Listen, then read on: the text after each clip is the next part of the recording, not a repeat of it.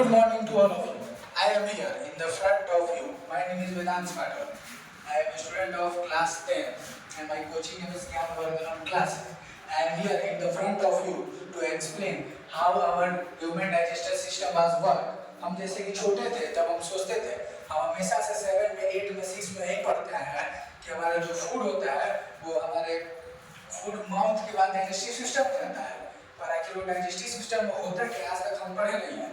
और 10th में आके हमें पूरी तरीके से पढ़ने में मदद होगा, मतलब कि ये पता चलेगा कि इसको कैसे प्रोसेस होता है। हम हमेशा से यही सोचते थे कि फूड डायरेक्टली चल जाता है तो हो जाता है, पर इस पर नहीं होता है, इसका प्रोसेस होता है। और आज हम यहीं पे इसीलिए है कि इस प्रोसेस को बताएंगे। This process first, we eat the food and we chew. When we chew the food was intermixed with the saliva. Saliva was produced by the salivary gland. Saliva जो हमारे फूड को हेल्प करता है chew करने में और उसको एक बॉल लाइक स्ट्रक्चर में कन्वर्ट कर देता है और ऑल्सो वो हेल्प करता है माल्टोज में चेंज करने के लिए। पर जो हम लोग फूड जब इंटेक करते हैं तो शुगर में होता है जिसकी जगह वो स्टार्च में होता है, बट जब माल्टोज मिलता है कन्वर्ट हो जाता है माल्टोज में और माल्टोज आसानी से नीचे चल जाता है और वो बॉल लाइक स्ट्रक्चर बना देता है, जैसे कि यहाँ पे बना सकते हैं।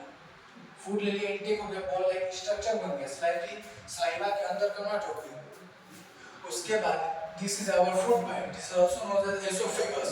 एसोफेगस का ये वर्क है कि हमारे फूड को ये माउथ से स्टमक तक पहुंचाने में मदद करता है। ये एक मस्क्यूलर पाइप है, जैसे कि हम देख रहे हैं मस्क्यूलर पाइप है और ये कॉन्ट्रैक्शन एंड रिलैक्शन के प्रोसेस से करता है। कॉन्ट्रैक्शन रिलैक्शन मतलब यहाँ पे जब फूड आया है तो यहाँ पे ऐसे क्लोज रहता है, सटा रहता है। फिर जब फूड ऊपर से नीचे पुशअप होता है, जब हमारा फूड पाइप उस पे एनर्जी अप्लाई करता है वो नीचे आता है, तो जब यहाँ से फूड यहाँ पे आएगा तो ये सीधा हो जाएगा और ये पतला हो जाएगा। यही हमारे फूड पाइप का वर्क रहता है और ये हेल्प करता है माउथ से स्टमक के बीच में फूड को ले जाने का। उसके बाद मेन वर्क स्टार्ट होता है यहाँ से लीवर। क्या हमें पता है, हम तो बचपन से पढ़ते हैं कि लीवर क्या होता है, बट हमें पूरी तरीके से लीवर के बारे में पता है नहीं।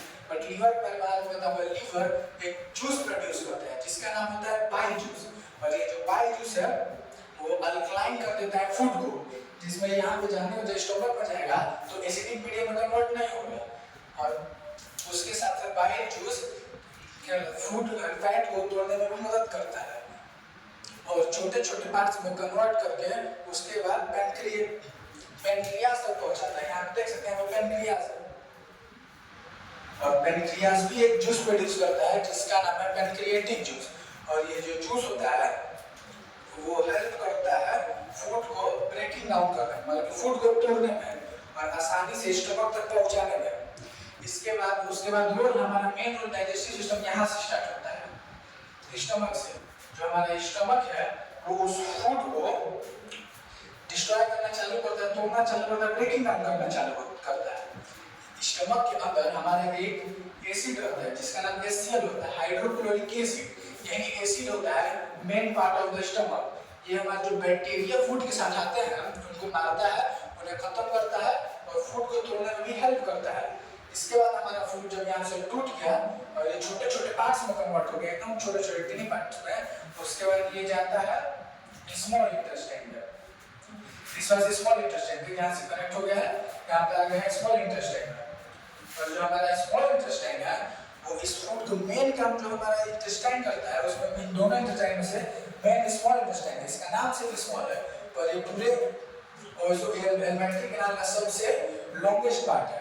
इसका लंबाई लगभग 5 से 6 मीटर के आसपास होता है और यही मेन रोल हम लोग डाइजेशन में करता है। ये लोग तो मतलब सिर्फ तोड़ने का काम करता है, पर जो मेन ऑब्जर्प्शन का काम होता है जिसके द्वारा फूड ऑब्जर्व होता है हमारे बॉडी तक पहुंचता है, वो करता है स्मॉल इंटेस्टाइन।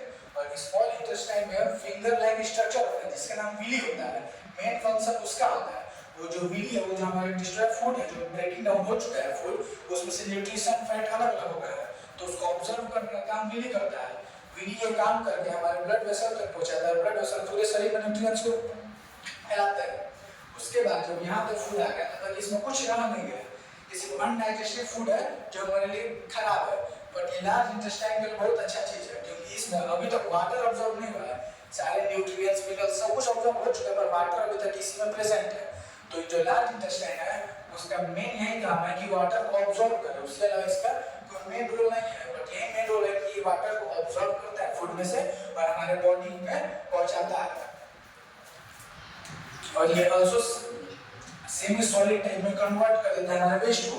उसमें से जब लिक्विड वो ले लेता है तो लिक्विड होता है वहाँ पे टाइट टाइप मतलब बल्कि टाइप हो जाता है, जैसे कि हम लोग जैम खाते हैं ना, किसान का जैम उस टाइप में हो जाता है।